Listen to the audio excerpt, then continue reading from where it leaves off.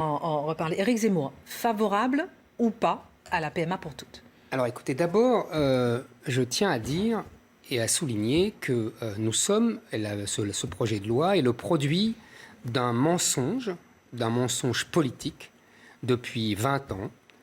À chaque fois, les politiques et les partisans progressistes, on dira entre guillemets, nous ont menti sur l'après.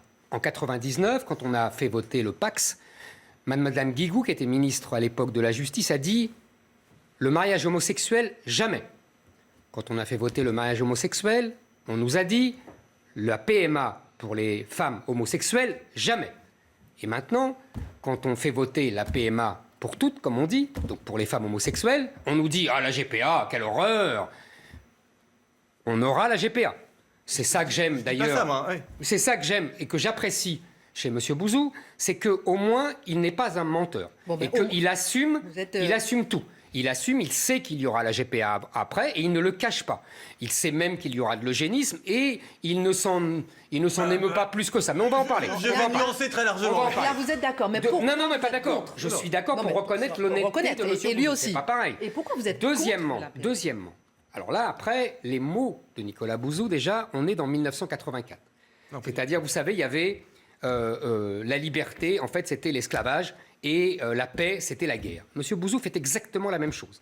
La famille, déjà, c'est pas des familles. Excusez-moi, pour moi, une famille, c'est un père, une mère et des enfants. Tout le reste, c'est des fausses familles. Non, voilà. On n'est pas d'accord. Oui, on n'est pas d'accord, mais c'est pour ça qu'on n'est pas d'accord. Mais ça fait rien. Les mots ne veulent plus rien dire. Ça, c'est comme la République, c'est comme la nation, c'est comme... Les fausses familles, ça veut dire quoi? La famille, depuis la nuit des temps, c'est un père, une mère et des enfants. Vous m'excuserez, c'est comme ça dans le monde judéo-chrétien depuis au moins 2000 ans. Et avant aussi, d'ailleurs, tous les travaux des ethnologues montrent que la polygamie était plutôt rare, mais contrairement à ce qu'on dit, mais peu importe. Deuxièmement, il y a des familles monoparentales, il y a des familles sans enfants, etc. Non, les familles monoparentales, ça existe. Je ne dis pas le contraire. Mais ce sont des accidents de la vie. Ce n'est pas l'idéal, ce n'est pas l'objectif. Il y a des familles sans enfants, là aussi c'est un choix de la vie. Ce sont des accidents de la vie? Mais ce n'est pas des familles, c'est des couples. Vous m'excuserez. La famille, ça veut dire des enfants. Non mais je sais que tous les mots ne veulent plus rien dire. Mais excusez-moi. Bon, deuxièmement. Non, mais c'est très intéressant. Ah bah oui, c'est intéressant. Non, mais c'est parce que vous avez en réalité une vision biologique, naturelle de la famille. Mais oui. Et ça, c'est un débat qui est essentiel. Absolument d'accord. C'est pour ça qu'on est en désaccord, je dirais. Tout à fait. Philosophiquement, c'est-à-dire qu'à la racine même du sujet, vous considérez que ce qui est naturel est bon, vous considérez qu'il y a une éthique de la nature. Absolument d'accord. Je considère qu'il n'y a pas d'éthique de la nature. Je considère que ce qui est naturel est neutre, ça n'est pas forcément bon. Un cancer, c'est parfaitement naturel. Je souhaite qu'on continue de lutter contre le cancer. Comparaison, comparaison est limite. Mais bon, passons. Ah non, je vous laisse vos comparaisons. Non, elle n'est pas du tout limite. Je vous laisse vos comparaisons. Écoutez, c'est la grande idée des Lumières. C'est l'idée selon laquelle on construit une société. On construit une société qui est une société qui ne respecte pas tout ce qui est naturel. La prédation est quelque chose qui est naturel. Pardonnez-moi. Le vol est quelque chose qui est naturel. Pardonnez-moi. Au contraire, le XVIIIe siècle, c'est justement le retour à la nature. Rousseau en fait des tonnes là-dessus. C'est pas les Lumières, Rousseau. Ah ben non, c'est le philosophe. Ah ben non, mais justement. Mais non, c'est le philosophe anti-lumière. Mais c'est vous. Pour vous, j'ai bien compris que pour vous, et c'est normal, vous êtes un libéral. Oui. Pour vous, les Lumières... Et c'est uniquement l'idéologie anglaise, comme disait Nietzsche. C'est-à-dire la liberté du commerce et la liberté de l'argent. Parce que c'est ça que je voulais dire, d'abord. C'est que premièrement, derrière les grands mots, la famille qui repose sur l'amour, il y a d'abord l'argent. C'est-à-dire une fantastique machine économique qui va rentabiliser les grands discours sur l'amour. Quel est le rapport entre la PMA et l'argent? Mais parce que d'après vous, ça va se faire comme ça? Non, mais quel est le rapport? Ça va se faire comme ça. Quel est le rapport entre la PME et l'argent? Derrière, d'abord, ça va être remboursé par la Sécurité sociale. Moi, je ne suis pas d'accord pour rembourser... Mais ça n'en fait pas un business. Une éthique, non, ça va être remboursé par la Sécurité sociale. C'est-à-dire qu'on va rembourser quelque chose qui n'est pas médical, qui est uniquement quelque chose de la volonté de gens. Et il n'y a aucune raison que la médecine est là pour soigner. Elle n'est pas là pour céder à un caprice personnel. Oui, mais ça n'a rien à voir avec la PMA en tant que telle. Mais non, vous êtes contre une modalité de financement de la PMA. Oui. Mais non, je suis tout à fait prêt à entrer dans ce débat. Ce que je veux dire, c'est qu'il y a une machine économique derrière. Rien à voir avec la PMA. La GPA derrière. Il y aura des locations de ventre de femmes. Ça existe déjà. Et ça, il y a des pays où c'est interdit. Tout ça, il y a un marché. Il y a des pays où c'est interdit. Oui, mais ça va être autorisé, vous le dites vous-même. Ah non, je dis pas ça. Je dis parfaitement, je pense que la GPA peut être autorisée, mais je pense qu'on peut interdire la rémunération de la GPA. Rien. Mais voilà, et vous ça savez aussi, très c'est une bien. différence entre nous. C'est que, en fait, je vais vous dire, le libéral, entre guillemets, moi, monsieur Bouzou. au mauvais sens du terme, accordez-moi que le passé parle pour moi. Attendez. À chaque fois, on nous a menti et à chaque fois, on l'a eu. Ça ne veut pas dire que demain, ce sera ça. Ça ne veut pas dire que demain, ce sera ça. De toute façon, j'ai aucun problème avec ça. Mais on aura l'âge, donc c'est pour ça qu'on aura la GPA. Je suis favorable au mariage homosexuel, je suis favorable à la PMA. J'étais défavorable depuis le début. Pour des raisons dont on a parlé. Mais la vraie... Attendez, je termine juste, parce que pour qu'on comprenne bien les racines philosophiques de notre désaccord. Vous pensez, je pense, que la grandeur de l'humain, c'est dans l'enracinement.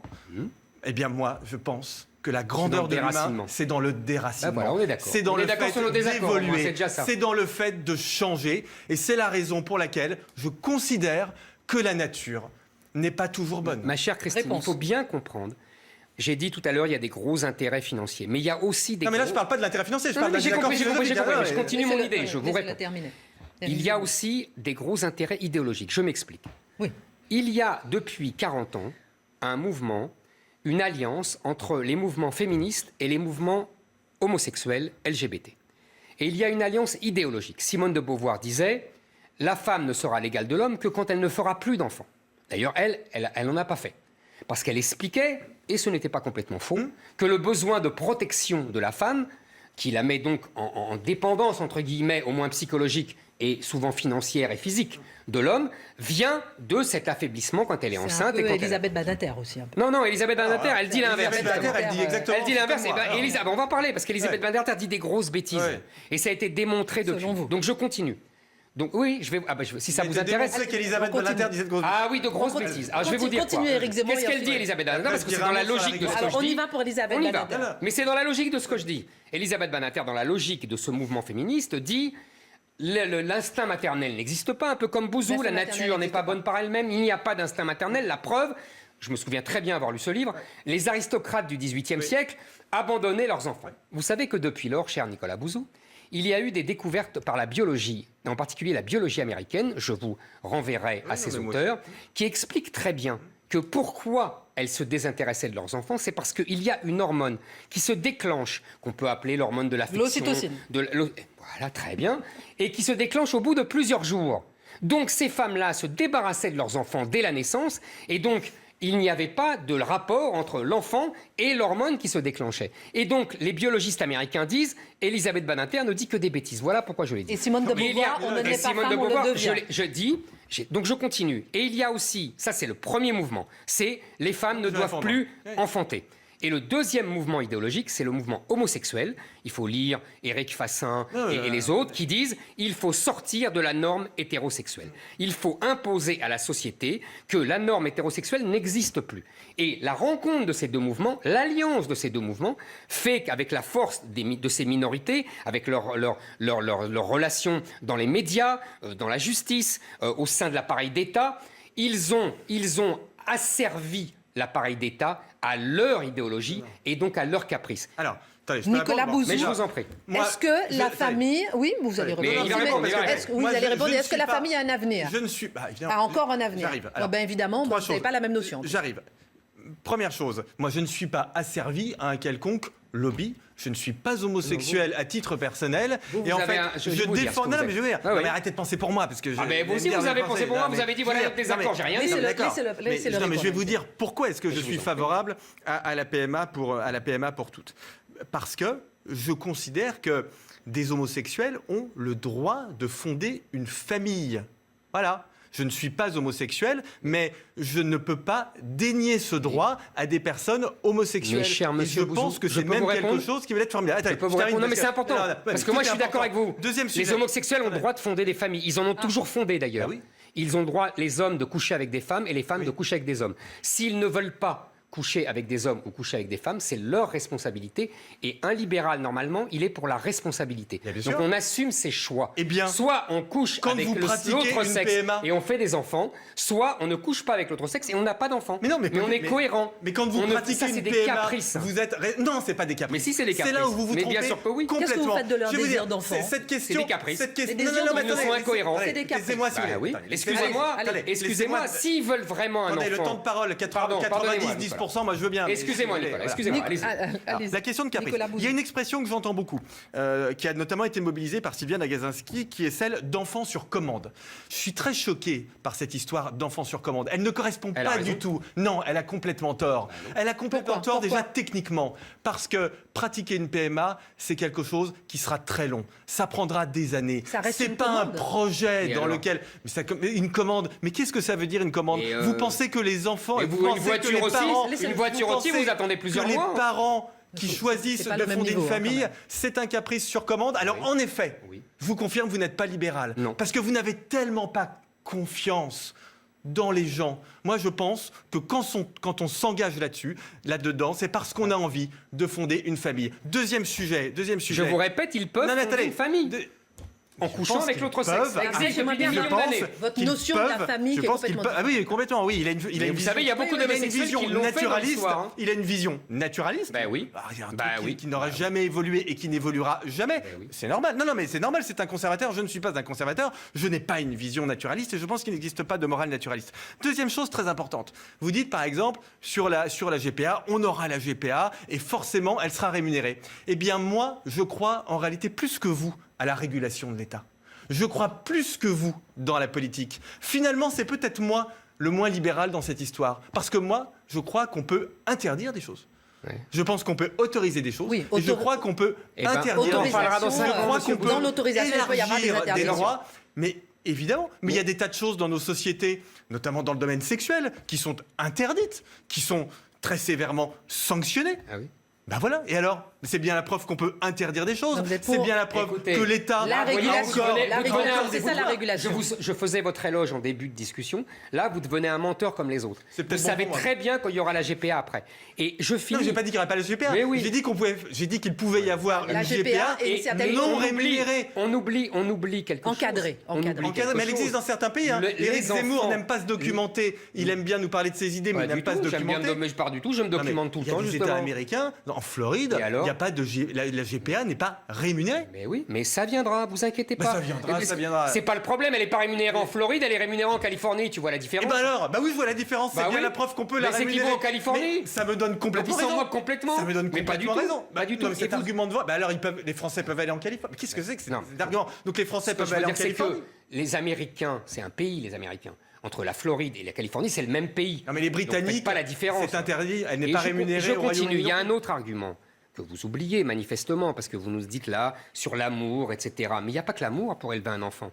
Et il y a un père. Oui. Et là, en l'occurrence, il y a l'inexistence du père. Mais c'est volontaire. C'est avec l'idéologie LGBT dont j'ai parlé tout à l'heure. Tout ça est lié. L'idéologie LGBT. Non, c'est lié. Moi, je crois à la lutte des idées et je crois au combat des idées. Et eux aussi, ils y croient. Et la preuve, c'est qu'ils gagnent. Et vous ne croyez pas en une famille sans père? Je finis. Simplement... Le père est complètement éradiqué là-dedans. Et vous savez, moi, il y a quelques années, je lisais des études très intéressantes sur les problèmes des Noirs américains. Et on expliquait que les problèmes des Noirs américains, les problèmes scolaires, les problèmes d'emploi, les problèmes de violence, venaient du fait que quand on avait fait venir les esclaves africains aux États-Unis, on avait séparé les familles, on avait mis les hommes d'un côté et les femmes et les enfants de l'autre. Et je me souviens très bien de ces études qui expliquaient qu'il y avait eu vraiment des effets très négatif sur tous les Noirs américains. Et ben c'est exactement ce qu'on est en train d'inventer. On est en train d'inventer des enfants sans père et tout tranquillement pour faciliter des caprices d'une petite minorité d'élite bourgeoise et qui vivent dans des métropoles, parce que c'est ça qui va se passer. Une fois de plus, l'État est au service. Une fois de plus, parce que qui va payer? C'est toute la France, tous les Français. Donc non, c'est pas un autre. Mais non, ce sont deux sujets différents. Non, c'est le même sujet. On a des caprices d'une petite minorité qui tient la main sur l'État et qui l'a servi à son profit et qui va d'abord désagréger la société parce qu'on va avoir des enfants sans père et je viens de vous dire que c'est une catastrophe et deuxièmement qui va faire payer ses caprices par tous les autres Français. Un enfant sans père, c'est un enfant forcément déséquilibré. Mais non, mais bien sûr que non. Mais toutes les études montrent le contraire. Mais non, c'est pas vrai. C'est pas vrai. Mais toutes les études. Demandez à Boris Cyrulnik, demandez aux gens qui ont travaillé sérieusement sur ces sujets. C'est marrant, on lit pas les mêmes études. Ah ben en effet, invitez Boris Cyrulnik qui vous expliquera parfaitement. Mais oui. Et alors ? Il va vous dire que c'est formidable un enfant sans père. Non, il n'explique pas que c'est formidable, mais rien n'est formidable. Il explique qu'une femme peut incarner une figure paternelle et qu'un homme peut incarner une figure maternelle. Mais non, mais pardonnez-moi, mais Madame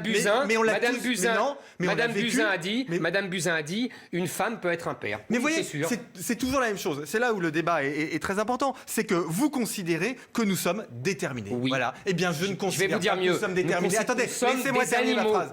Monsieur, vous ne voulez pas voir que les hommes sont des animaux. Non, justement, sont des mammifères. Les hommes ne sont pas des animaux. Alors, vous avez cité Rousseau. Rousseau a parfaitement démontré que la grande différence entre l'homme et l'animal, c'est que l'homme évolue, c'est que l'homme change. La condition de l'homme au XXIe siècle est radicalement... Non, laissez-moi terminer. Laissez-moi terminer. Je peux poser une question aussi en même temps. Oui, non, mais la condition des humains est radicalement différente de celle de l'époque de Rousseau. Ça n'est pas le cas de la condition des animaux. Elle est très exactement la même. Et même nous, en tant qu'individus, nous changeons. Peut-être même vous changerez. Voilà. On a compris bien plus raisonnable. Je ne vous dis pas le contraire.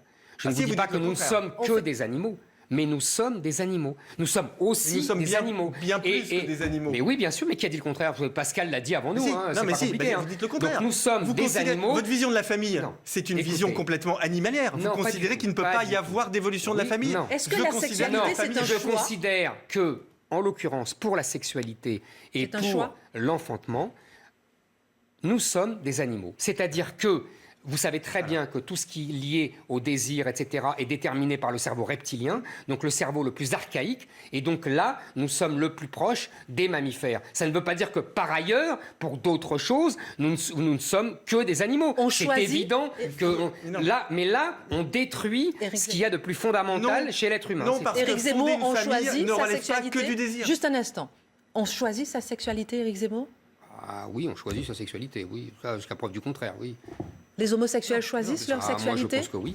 À votre avis ? Non, bien sûr que non. Mais tout le monde est libre, hein, de toute façon. Non, mais bien sûr que non. On ne choisit pas sa sexualité, bien sûr que non. Mais alors pourquoi ? Mais ça n'est pas le problème. Pourquoi on ne choisit pas ? Pourquoi on ne serait pas libre ? Mais je croyais que vous étiez pour la liberté, l'autonomie, etc. En quoi ça vous gêne que des homosexuels engendrent des familles? Mais ça me gêne pas du tout, je vous l'ai dit. Je vais vous dire. Ça me gêne pas du tout. Les enfants. Et je vais vous dire. Mais il y a toujours eu des homosexuels qui ont eu des enfants. Vous me posiez tout à l'heure la question, est-ce que la famille est une institution moderne ?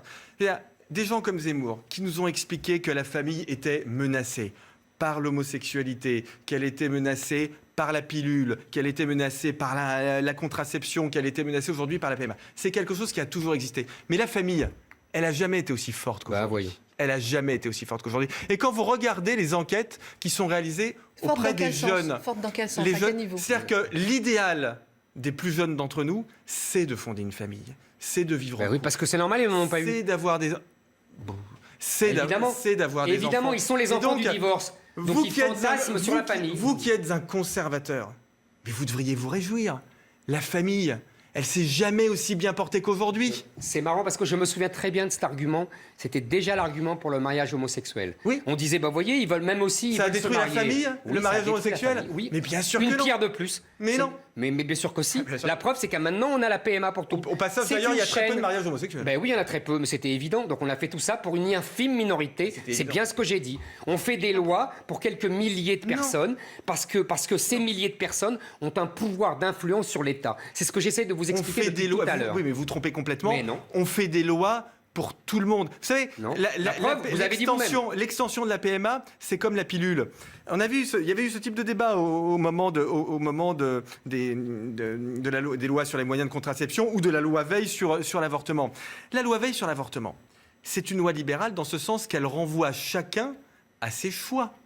C'est pareil pour la PMA. L'extension de la PMA ne dit pas aux homosexuels pratiquer des PMA. Elle dit, si cela correspond à votre conscience et à votre projet de vie, vous pouvez le faire. Il y a une question pour vous, ensuite Éric Zemmour va répondre, qui m'a interpellée dans votre tribune dans Le Figaro il y a quelques jours, où vous expliquez en fait que le fait justement d'utiliser la PMA, on peut engendrer des meilleurs parents. On peut être de meilleurs parents que des parents biologiques qui sont tombés, qui ont eu naturellement. En quoi ? Comment ? Pourquoi ? Parce que la PMA, c'est un projet. Il peut y avoir des enfants non désirés. Et on sait très bien que ça peut être un problème. Il y a encore énormément de cas de maltraitance dans un pays comme la France. Il y a encore beaucoup de cas de femmes... Pourquoi il n'y aura pas de maltraitance avec les familles homosexuelles ? Pourquoi y en aurait-il plus ? J'en sais rien, moi. Mais pourquoi il y en aurait moins ? J'en sais rien, moi. Pourquoi il y en aurait moins ? J'en sais rien, moi. Et alors ? Pourquoi il y en aurait moins ? S'il y en a moins. Mais je vais vous dire pourquoi il y en aurait moins. Pourquoi il y en aurait moins ? Mais parce que c'est un projet qui est basé sur la famille d'amour. C'est donc ça on est ce que de vous meilleurs ne comprenez parents. pas. Voyons. Je pense. Vous voyez, c'est ça. C'est exact. Je pense qu'on peut être de meilleurs, de bons. Mais on va finir exactement comme j'ai commencé. C'est-à-dire 1984. Ah oui, c'est-à-dire que la novlangue, c'est avant. Vous voyez, dans l'idéologie dominante du monde d'avant, l'homosexuel est ostracisé. Dans l'idéologie dominante d'aujourd'hui, l'homosexuel est un modèle. Mais non, vous voyez, on est de meilleurs parents quand on est homosexuel. C'est exactement ce que vous avez dit. C'est exactement ce que je avez dit. Et vous avez révélé le cœur de l'idéologie dominante. Vous n'avez rien compris. Mais ce que je crois plus probable, ce que je crois plus probable, mal écouté ou pas voulu comprendre. Très bien écouté. Je n'ai pas dit quand on était homosexuel. C'est ce que vous avez dit. Mais non, j'ai dit que quand on avait un projet voulu et basé sur l'amour, on avait toutes les chances, en effet, d'être de meilleurs Monsieur Bouzou, parents. C'est du baratin. Dernier mot, Éric Zemmour, avant de terminer. C'est du baratin sentimental pour journaux féminins. Pour journaux féminins. L'histoire de la famille, c'est formidable. On a compris deux conceptions différentes, deux notions de la famille différentes. En tout cas, selon vous, la PMA. En tout cas, après, il y aura certainement la GPA. Merci encore, messieurs. Tout de suite, le journal Patrice Boisfer qui revient sur les pompiers qui crient leur ras-le-bol. Merci à tous, à demain.